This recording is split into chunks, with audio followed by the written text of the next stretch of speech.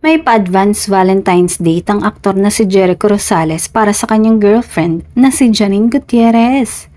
Noong nakaraan ay spotted ang dalawa na naglalakad sa Greenbelt na may bit-bit si Janine na paper bag. Yun pala ay nag-date ang dalawa at hindi lang yun.